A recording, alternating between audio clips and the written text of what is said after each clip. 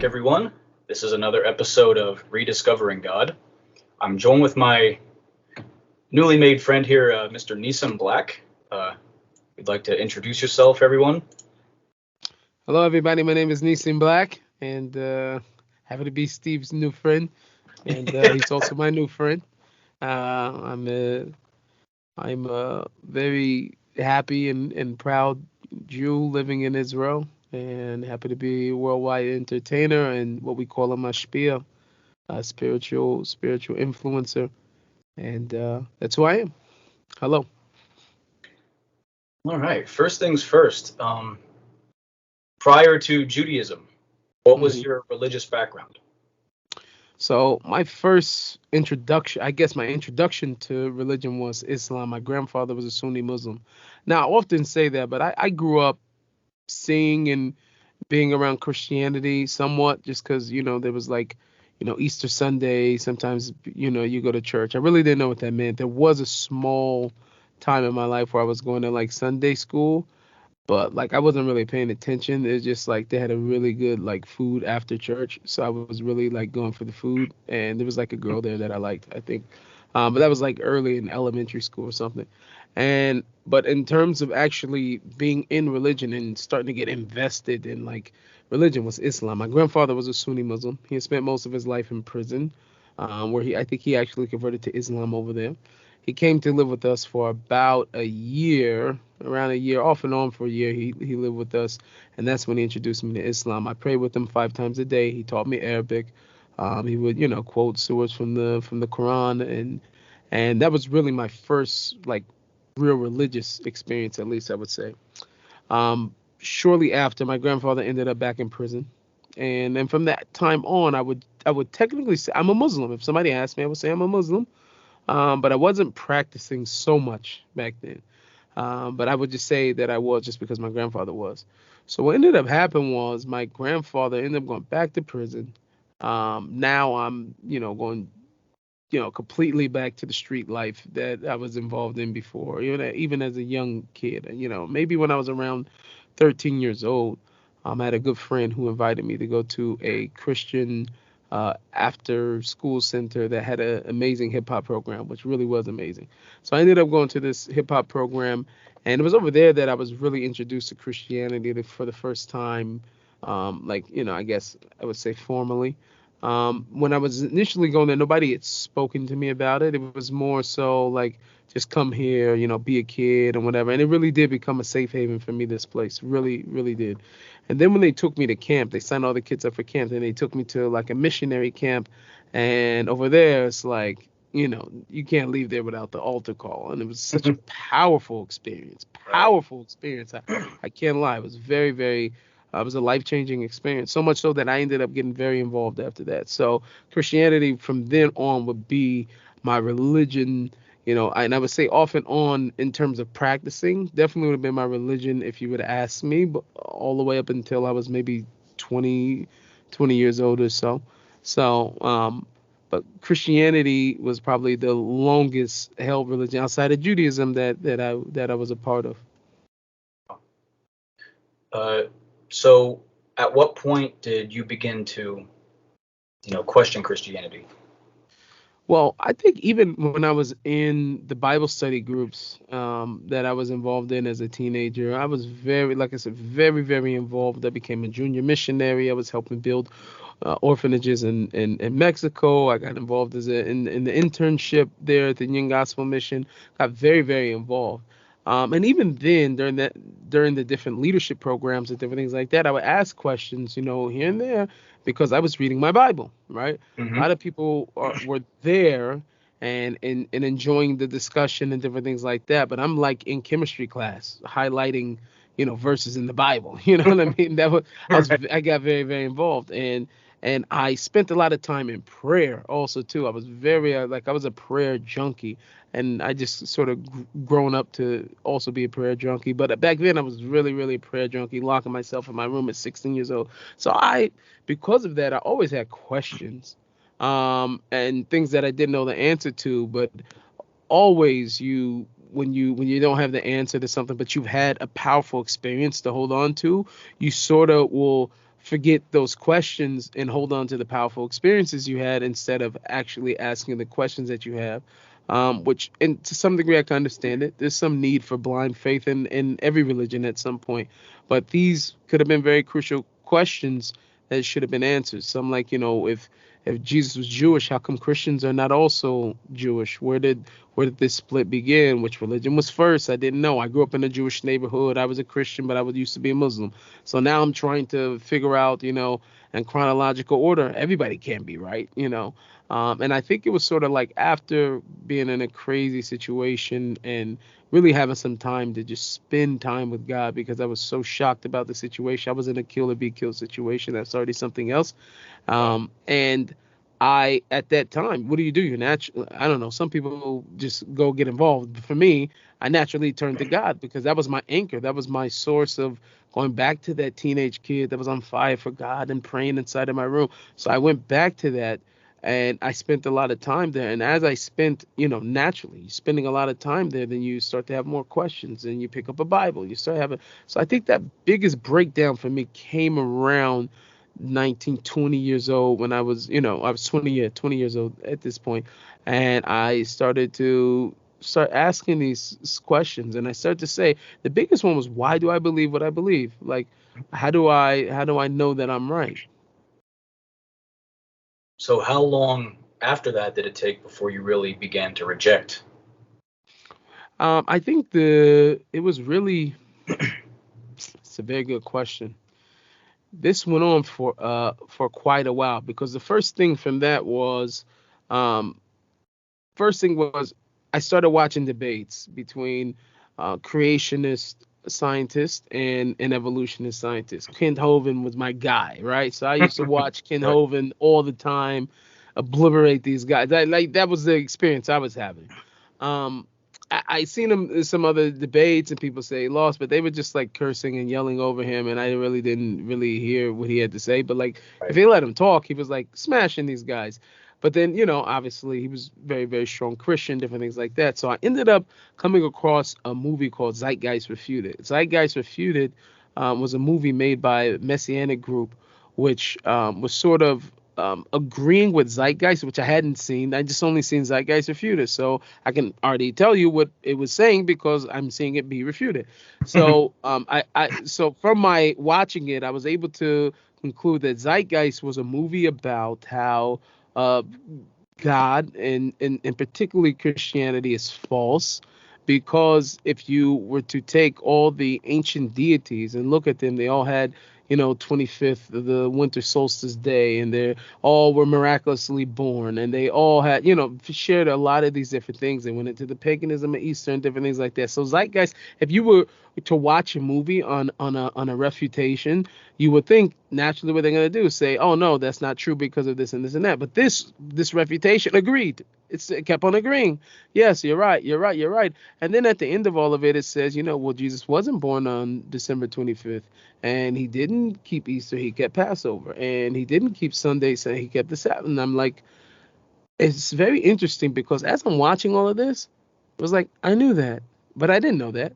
You understand what I mean? Like it was like I knew Right. that I had As never come across this information before, but something inside of me was just like, Mhm. Emet, truth, truth, truth. And I'm just like, but it shook my whole entire world because now I go down this crazy rabbit hole of trying to find what are these holidays. So I'm on every single day. And before you know it, I just start ordering more books. So, because I need to know. Now everything's going to court. I need Islam, I'm putting them in court. I'm putting Judaism in court. And I'm putting Christianity in court. Now, I had more Bibles than normal. So it's a big question which one was the better version of different things like that. So I had a few different versions of that. And going through the Quran, I'm watching imams, I'm watching rabbis, I'm watching Christians, not necessarily debate, but I'm just hearing the shtick. I want to hear what everybody's got to say.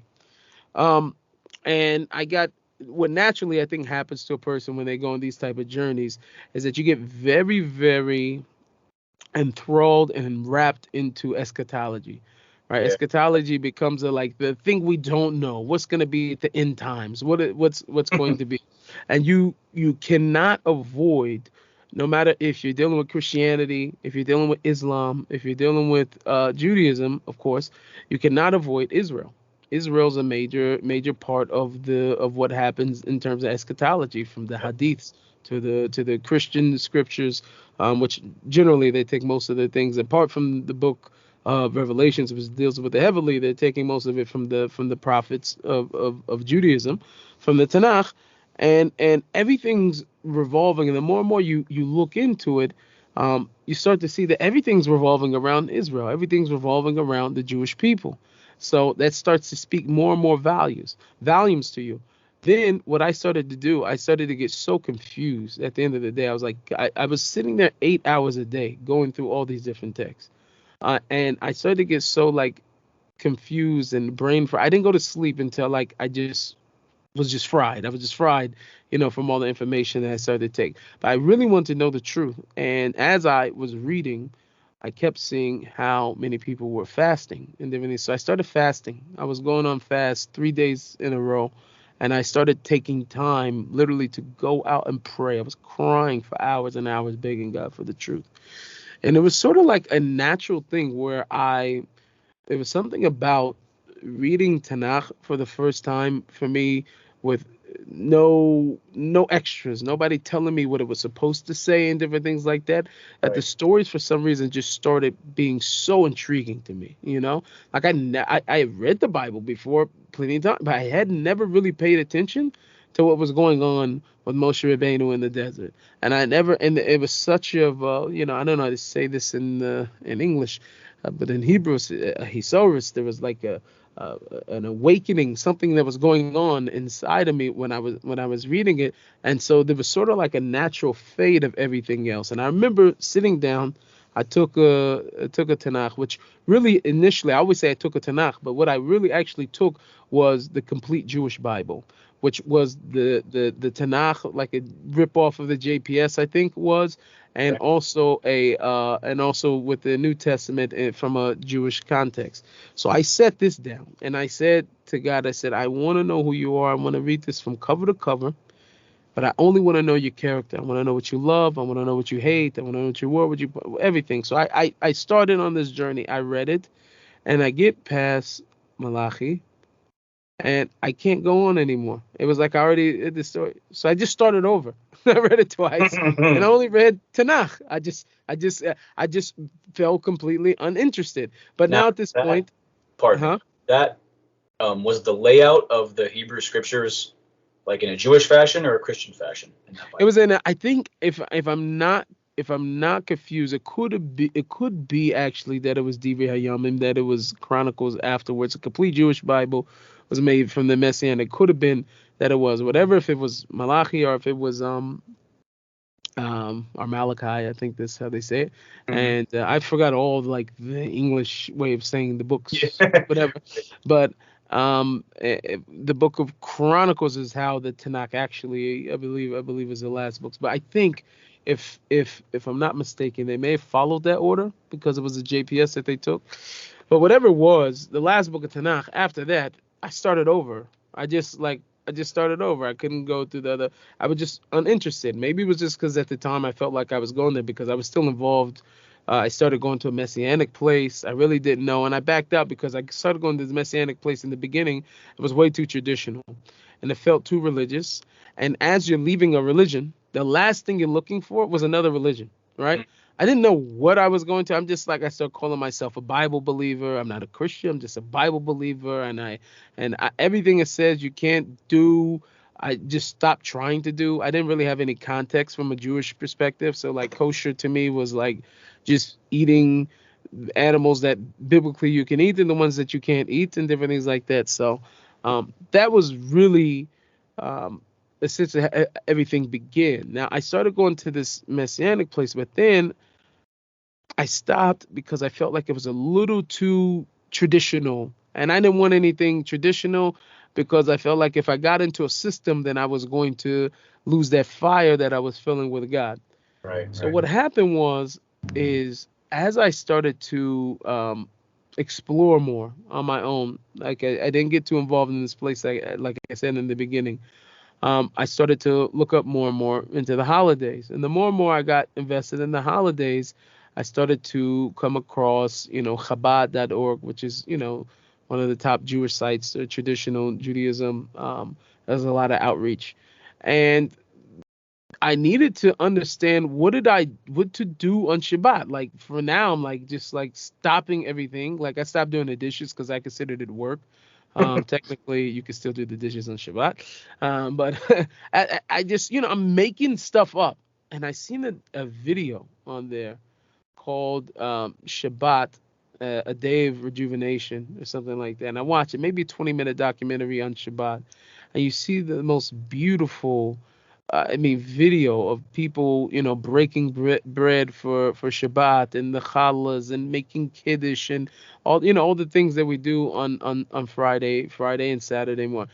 And I'm watching this document, and at the end of it, I start crying like a baby. I'm like crying, and then I watch it again. And next thing you know, like, I'm buying Manischewitz wine, and I'm putting cozy, challahs on the, and now I'm just starting to think of like, well, hold on, where all this stuff come from? Then I started looking more into the oral Torah. So I ended up going back to this place, and I'm trying to figure it out. And it was very, very traditional, this place.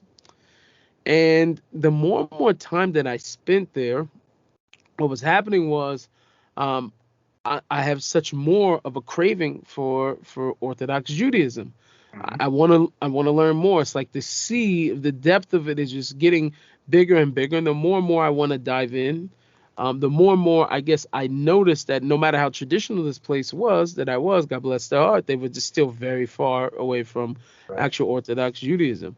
And so my initial thing was that I didn't have such a problem with the Jesus thing in the beginning. I thought, maybe, and there was a lot of these guys I was connected to, that, Rabbi Tovia Singer has busted now a lot of these guys that I was connected to, who, Michael Elk, who, for instance, I didn't have a strong connection to him, but a lot of the guys that I was involved with did have a strong connection to him. So in the beginning, it was very much so like, oh, you can do both.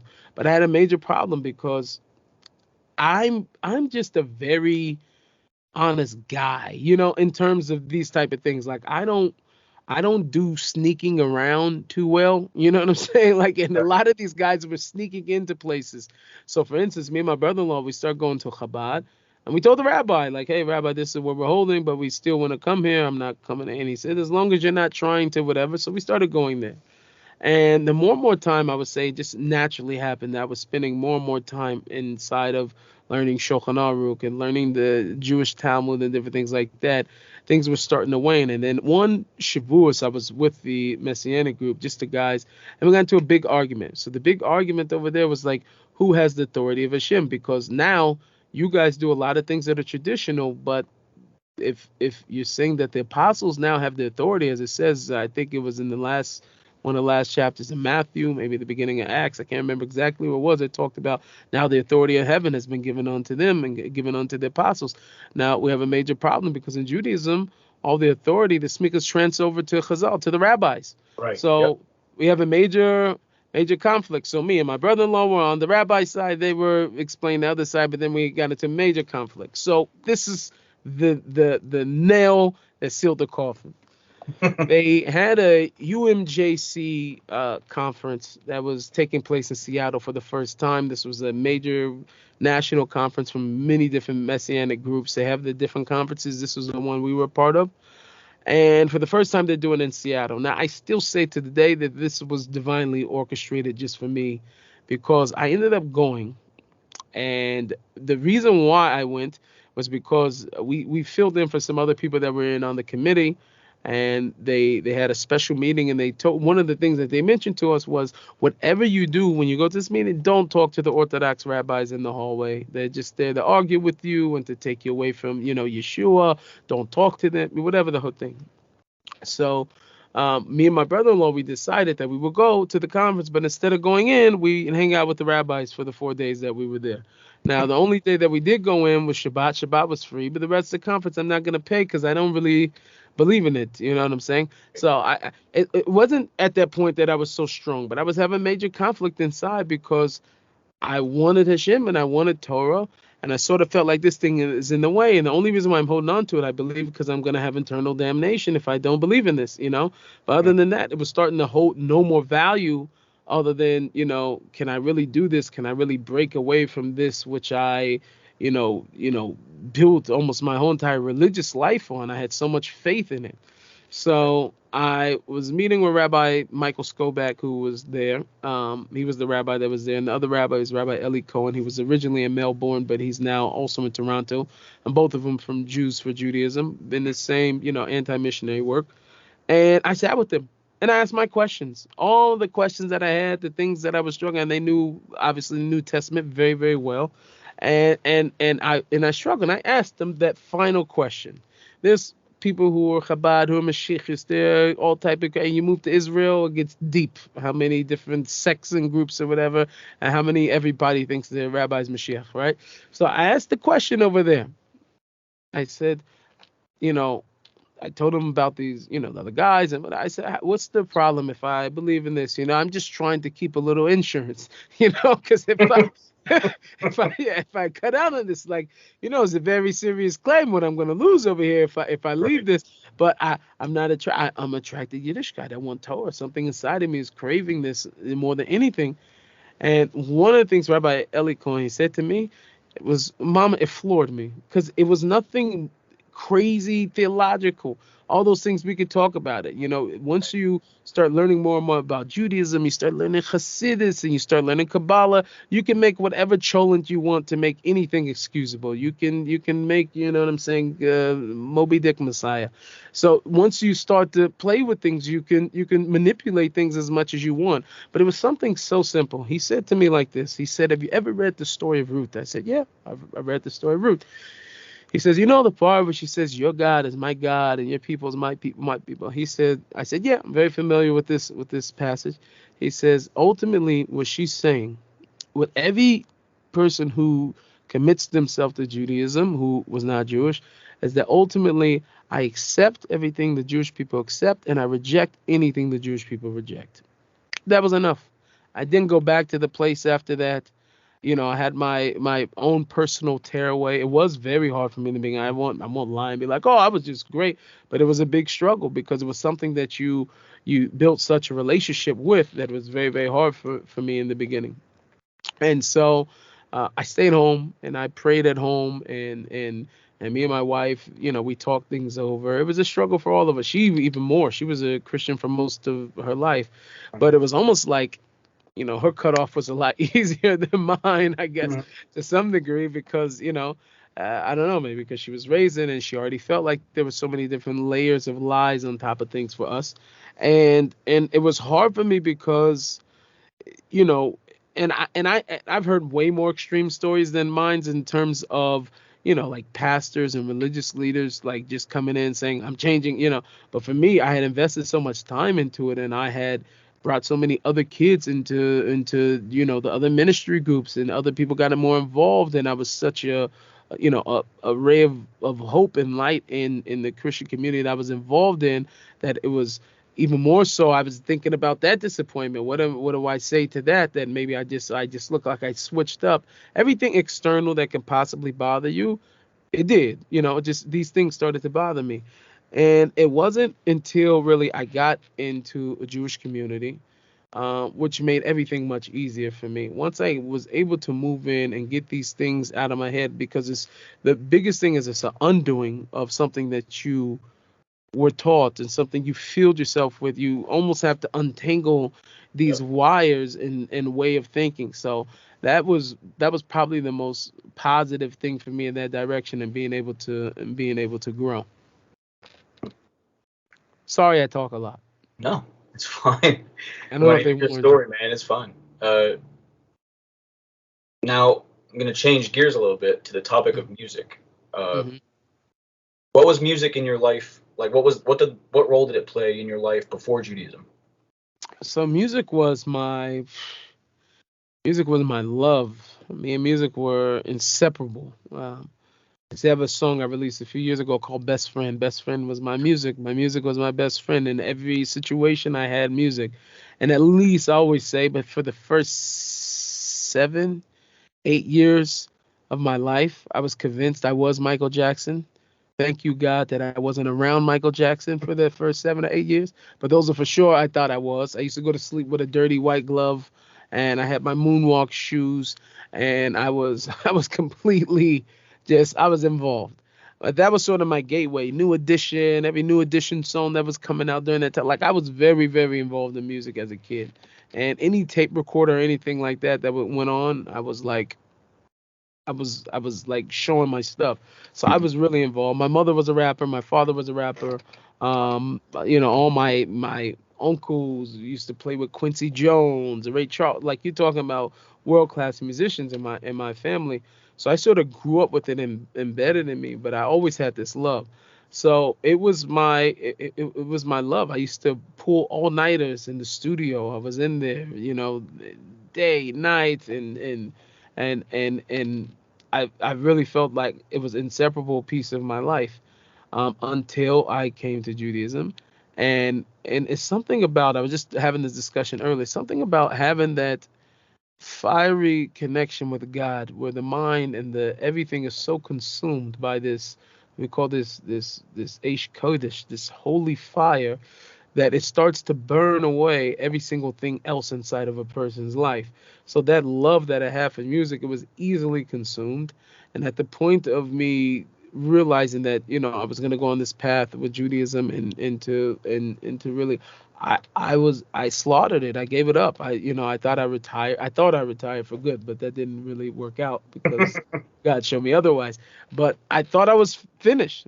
And music at that point was no longer my main love, and I think more than anything I needed to prove it to myself that God, I'm willing to slay my Isaac, if need be, in order to show you that I'm all in. I'm all in. And things kept on happening. It wasn't just that, like, I sold my TV, I sold my Xbox, I sold everything that I felt was in the way of me and God. It got ejected out of my life, got ejected, and I was like going on a rampage. I remember going, taking all my CDs, dumping them into the dumpster. Like I remember these days where, and you call me fanatic, but I was in a love affair with God, and I didn't want anything else, and and so music was one of those things that also for me at that point had to go, which I think honestly is a healthy place to be at some point. If a person is able to be consumed by that fire, eventually you'll start to realize that there's a holiness and other things and how to put those things back in your life. But if you don't have that like God only moment for a while, then it could be hard to ever come to that and really know what's proper and what things should be in your life and what should be in your life. So I needed that. I balanced out after a while, but because I started to, especially in Judaism, started to talk about the holiness of music and the respect that Judaism has for music and how high it is in terms of spiritual items that can link a person to connection to God. There's nothing higher.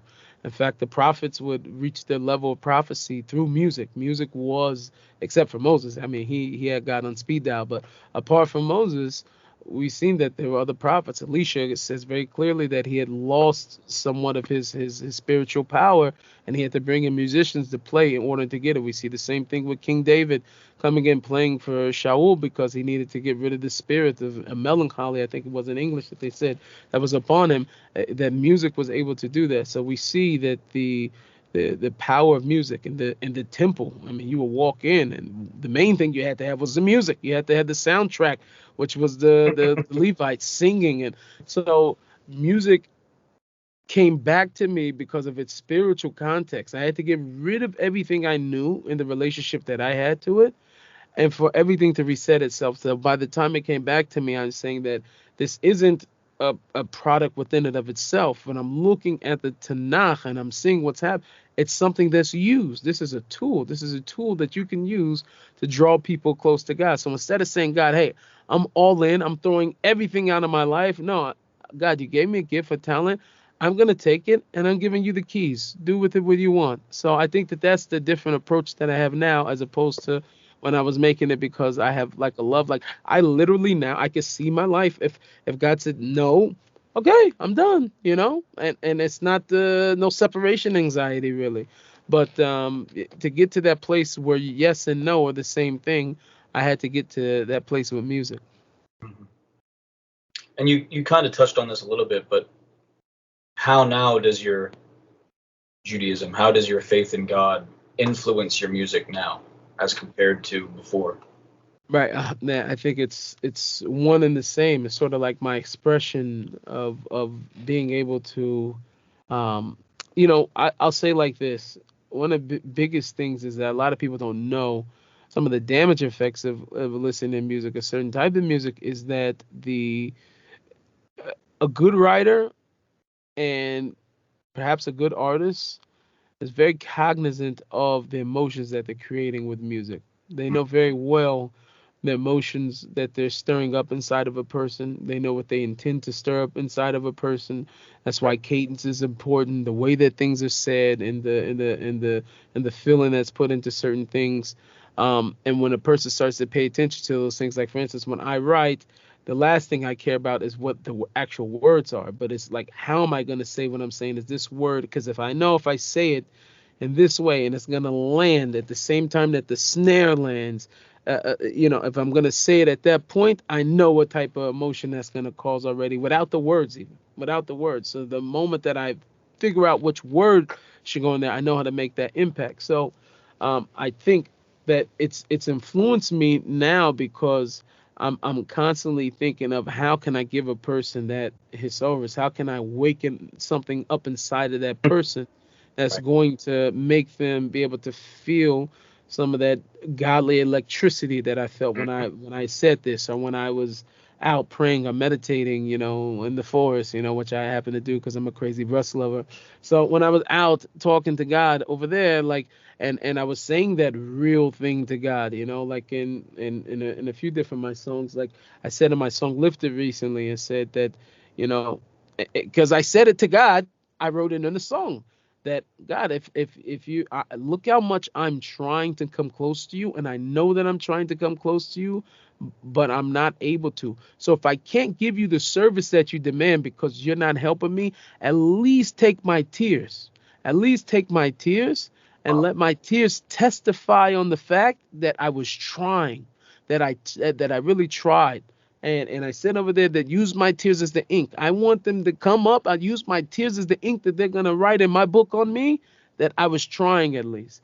So when I wrote that, I wrote it with so much passion because that's what I said to God. That's what I felt. And the whole thing is that I know I have to say this because I know people feel this, and I need to. It's not that I'm saying something, whoa, nobody ever said before, or nobody ever felt any before, but some people don't have the words to say these things, but they're inside of them, right? And what makes a good actor, what makes a good comedian, is when people say things that the audience is going to be like, I felt that before.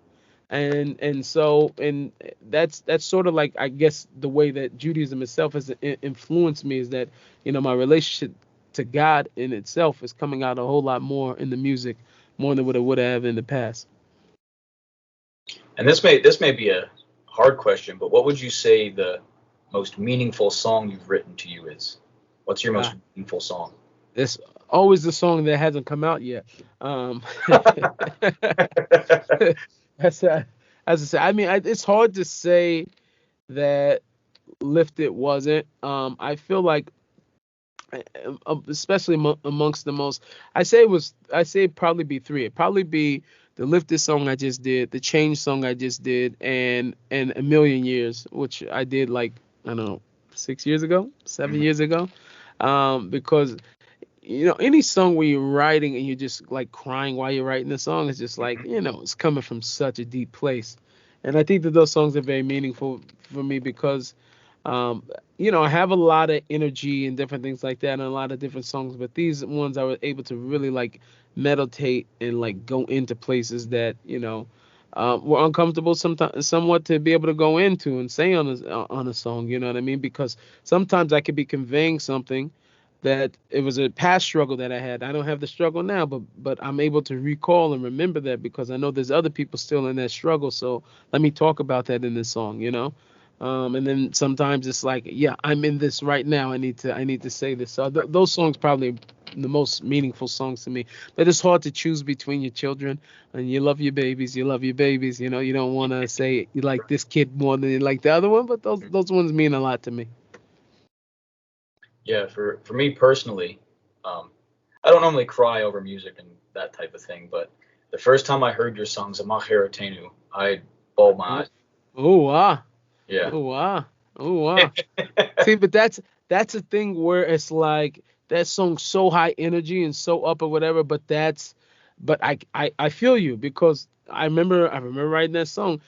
I wanted people to feel like the Gahula's coming. It's a Yeah. rap. Every It's time a rap, every you time it know? hits the chorus, I just break down, Right, right. Wow, because that's very good. I can hear the way you use like the major keys and stuff, everything Right, about it is happy, right, right, right. That's very good. expecting, excited, ready for it, and Right, happy tears. right, They're happy tears for sure. right. Very happy tears. That's good. That's Yeah. good. That's good.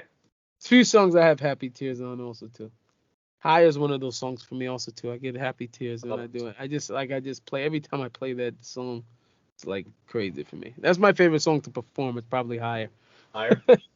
Yeah, me going. Okay, and then why after your Gior did you choose the name Neeson? It's a very good question. So Nisim came about through an ace.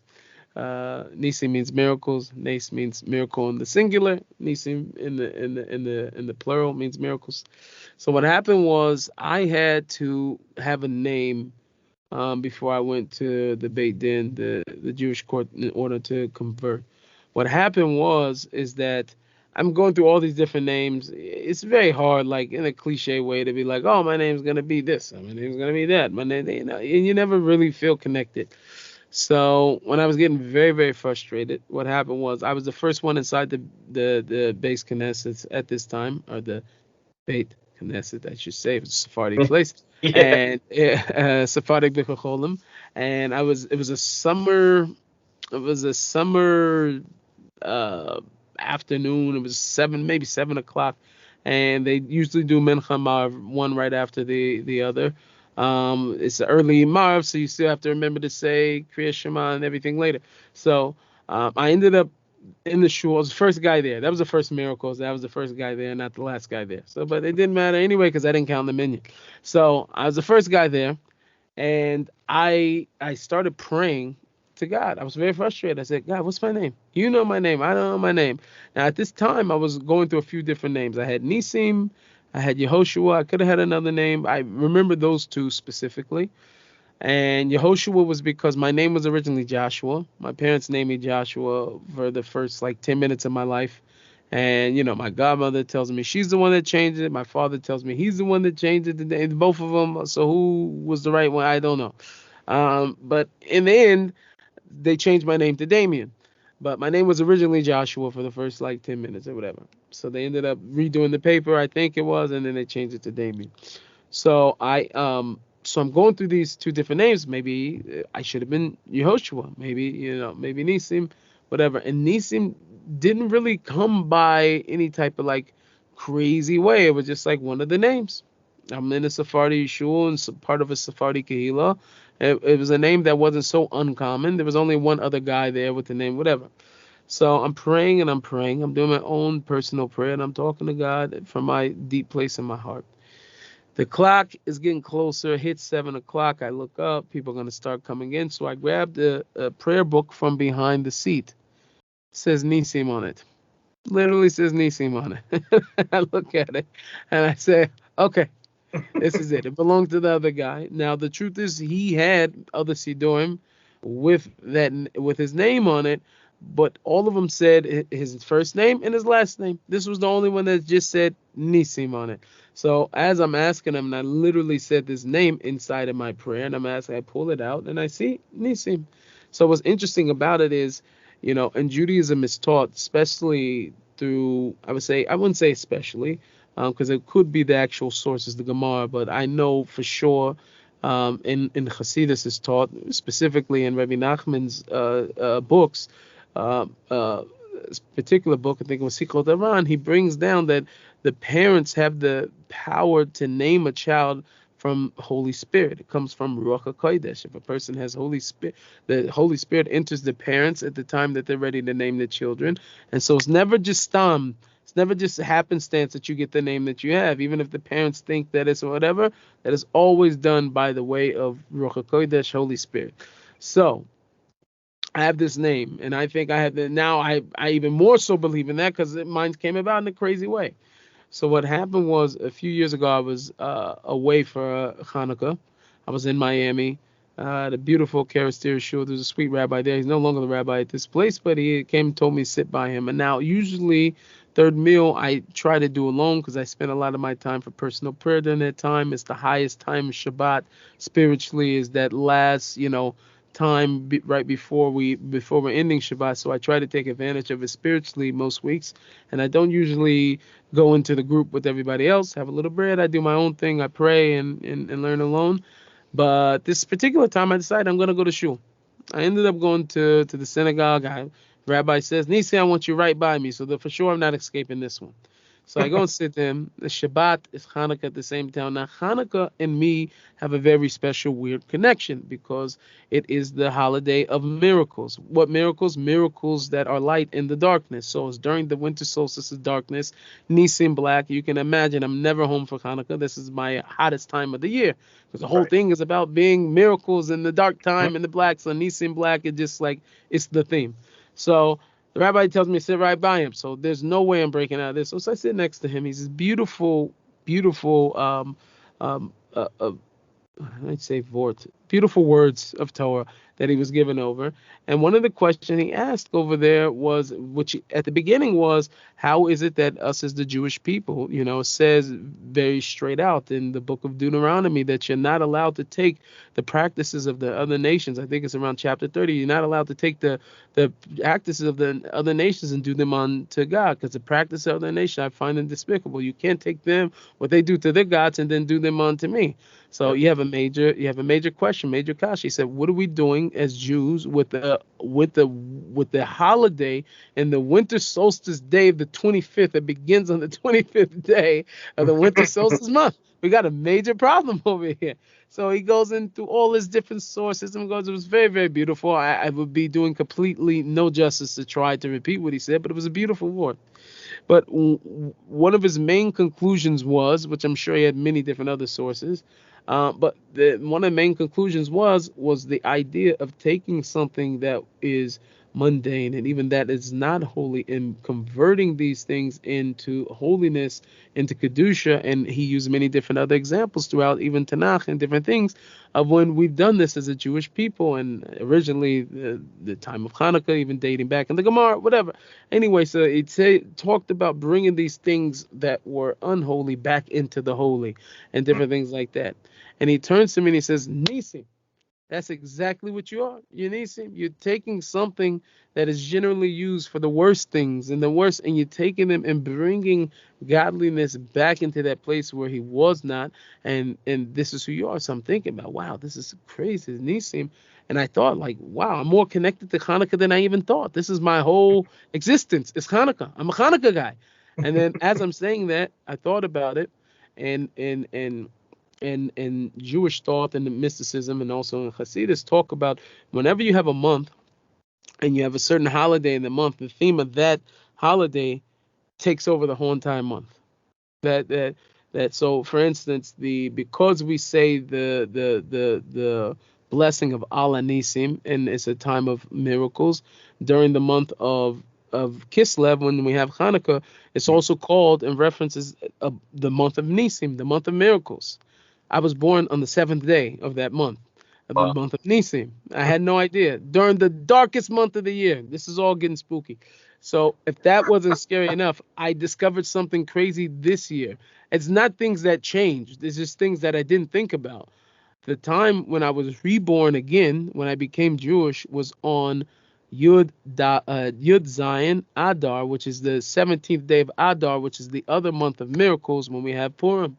So I think about that. Nisim to Nisim. Every time I have this major entrance into new life, it happens during the month of Nisim. So and I mean, you can also say that Nissan is also, and Nissan and Nissim is the same gematria if you spell it with two U's. So anyway, that's my whole story. So you get the beginning and the back end. All right, and finally, in conclusion, what advice would you have for someone who may be having those same questions you had? They may be seeing the discrepancies in their Bible. They may Hmm. be having those doubts. What advice would you have? The main thing is to sort of get away from other people if you can. I wasn't able to find those things until I was able to get away from all the influences of other people and take everything to court. And I think honestly that that's what God wants. My main thing is that I think what is different than the way most people search is there's I always say there's more than three. I think there was a fourth, but I forgot it. But I have my own three things that people generally do when they make a sin. Two, most people make the mistake, and the third one almost nobody ever does when it comes to searching. So generally when a person starts to um, search in terms of religion, and they're trying to find themselves. They're searching for God. They're searching for, why did they believe what they believe, which was one of my questions. Um, at one point, on one level, it's usually starting because there's some type of conflict. There's some type of disagreement with the thing that you held faith in for so long, and so because you have this conflict, or you have certain desires even that faith seems to be against, so then you start searching for something else that makes those things either more permissible, or that helps deal with that conflict that you're having inside of yourself. um and then the second way people search sometimes is because, which is similar, but it's really something different, is that I've accepted so much of what society has said is true, from the news, from culture, from scientists and different things like that. I need to find a God. I need to find some type of way that makes logical sense compared to what society says now, today, is true. What science says. I need to make God fit into science. I need him to fit into what philosophy that I've gained from watching TV, listening to the radio. So now I need to find that. But number three, most people don't get to. Um, Number three is that I'm going to go find something that resonates and hits that place of truth. And whatever it means, it's going to prove to me that it's true. Is something that I can say is true. And I want that regardless of if it goes against every single thing I've ever known to be true. And when I find it, I'm willing to not only change, but to submit my whole entire life to this new truth. Like, because I want it so bad that I'm willing to give up everything to find that truth, which a lot of people don't get there. So if a person's at that third place, it's a great idea for you to continue to search and to continue to find what the actual truth is, and to take everything to court. You know, take things to court. There were some things that didn't enter my court. Buddhism didn't enter into there, and Hinduism and different things like that. I'm sure people may have very happy lives over there with that. It just didn't hit that place for me. It didn't entertain that place of truth of what was inside of me. So I don't think that it was something that entertained me. But I think everything deserves its place in court. And if you can, listen to people, listen to apologists, you Hmm. know, from each of them, you know what I mean, and find it. But the biggest thing is to pray and ask God for the truth. Like, that's the biggest thing, and not for your truth. One of the biggest things that Mormons have done over the years is, like, just they come to your house, they talk to you, and then they tell you to pray and to ask God if Joseph Smith is true. Like, that's already asking God for something else. Why can't I just ask God for the truth? Let me ask God for the truth. I don't want to ask him if this and this and this and this is true. God, what is the truth? I just want undenied. I want the truth, unadulterated truth, and I just want you. And I'm biased as to what God will show you, but I'm not going to tell you, because each person has to go on their own journey. But I think that that's very, very important. Well, all right, my friend. I appreciate you coming on with us. I appreciate you telling your story. Uh, Thank you. Yeah, I really appreciate it, and I say this with everyone I interview is that your experiences, your story can definitely touch someone and reach someone that mine couldn't, and vice versa. Right. And Likewise. Right. You're yeah, right. and the lengths you've gone to for truth, it's inspiring Thank you. to go Thank from you very place much. and Thank to you. fully convert to Judaism. I myself am just a Noahide, but to Hmm. fully convert to Judaism, it's no small thing, you know, No. and it It's really fully definitely had to not a change your small life, thing. you know. Can I ask you a question? I know it's your interview, but I have to ask you a question. Go ahead, yeah. One of the main things that um, they ask a person when they do convert to Judaism, and I think this is probably true across the board, is why not be a Noahide? They say, why not be a Noahide? You can have a connection to God, and you're gonna have a olam haba, and you're gonna have your level, and you can be just as high as a Jew who has all these crazy mitzvahs and lavim and everything else. But like, why do this to yourself, right? Why would you do all of this? And I had my answer, and I'm not gonna tell you my answer because I'm asking you a question now. But I had my answer for why I thought, you know, that for me that wasn't enough, right? So I don't think I ever would have been able to answer the question if it was the other way around. If I wanted to be a no-chai, then I want to be Jewish. So I'm gonna ask you. I'm taking you to court now. I'm gonna Take me ask you, and I'm not trying to convert you. We don't. This is not our thing in Judaism. I genuinely want to ask because I know the mind of a person who's on fire, who's ready to convert to Judaism, but I don't know the mind of a person who says I want to be a, B'nai Noach. So you want to know what my reasoning is for? Yeah, yeah. I'm saying at some point you came to a certain place where you had a certain kesher or some type of belief in the Jewish way, right? So I Mhm. want to understand like what makes you Noahide and what makes you say that this is good enough for me. Okay, so Sorry for the interview. it's fine. interview people these days, so I'm spinning around on you. It's good. Uh, Initially, when I first was leaving Christianity, I was preaching. I was studying all the time and actually studying apologetics too. Wow. And I was asked to refute a Rabbi Singer video. Couldn't Hmm. do it, and in fact, it completely just I broke down, and Wow.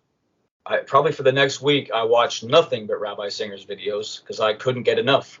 I could not get enough, and Yeah, he does that thing. yeah, yeah, but I was hurting inside and I was broken. Hmm. Not so much that I just felt lied to. I Right. felt like how could my family lie to me? And it's not a good way to feel, but it's just the initial emotion flood. Yeah, You know. we felt it for sure. Um, but anyway, so I leave and like I want to convert. Hmm. I want to do this thing. Hmm. Um, I actually spoke with a friend of mine who's Jewish. He's a convert. Hmm. Said just make sure you're sure. Because this was a little while afterwards. I had gotten married, so on and Right. so forth. My wife is not Jewish. Uh-huh. Um, I actually traced back my last name, my lineage, and so on to find out that um, I didn't take any DNA tests, so I can't know for certain. But Eisenhower is apparently an Ashkenaz name from Germany. Right. My family would have converted out to Lutheranism, forced conversion, more than likely. And Hmm. finally, they must have just had nothing left, came here. Wow. So it turns out that there is um, Jewishness in my family tree. Right. I was like, wow, this is getting very interesting because Right. I was looking into, Rabbi Singer says it all the time, trace back your family tree, so I did it. Hmm. And I come to find out that it's actually on both sides. But I didn't go any farther than that because I didn't want to put myself in a position Hmm. where I really would have to forsake my whole life. Right.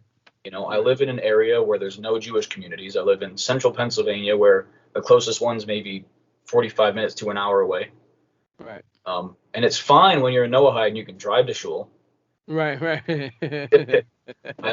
I own my own business. I own my own business. Uh-huh. I'm married to the woman I love very much, but Right. she's not Jewish. Right. So it's not that I ever ruled out the Right. idea. It's just in my life, I just don't think it's, for right now, I do not believe that it's even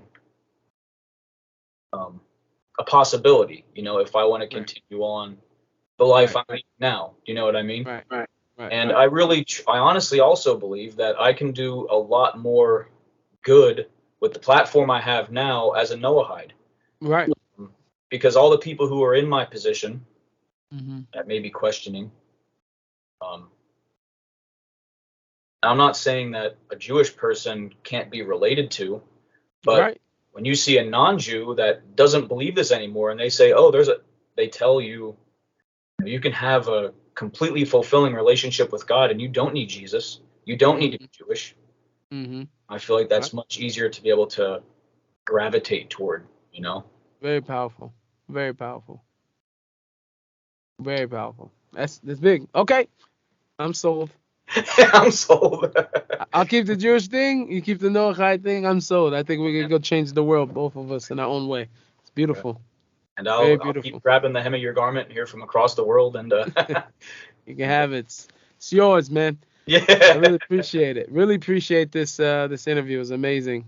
And I wish you a lot of success and blessing in all your endeavors. Same to you, my friend. And yeah, it's getting late there, so I won't keep you any longer. But everyone, this We was go get a Nissim snooze. Black. Look him up on all the socials, Apple Music, Spotify, wherever you get your music, YouTube. Absolutely incredible, powerful, beautiful music, Thank you. especially if you're into hip hop rap. But I mean, I'm not into hip hop rap, and I Uh-huh. happen to love your music, so it's Right, right. My favorite, I didn't say my favorite, but one of the favorite parts about what I do is that I have a lot of listeners that not into rap, but they're into me, and a lot of people who are like Jewish who are not into Jewish music, but they're into me. So like I take the guys that just like I usually wouldn't, but I like you. I love that. So speaks for your so character for sure. For sure. right, right. But all right, everyone. All right, have a good one. Thank you, man. This was Take care. Rediscovering God, and we'll see you next time.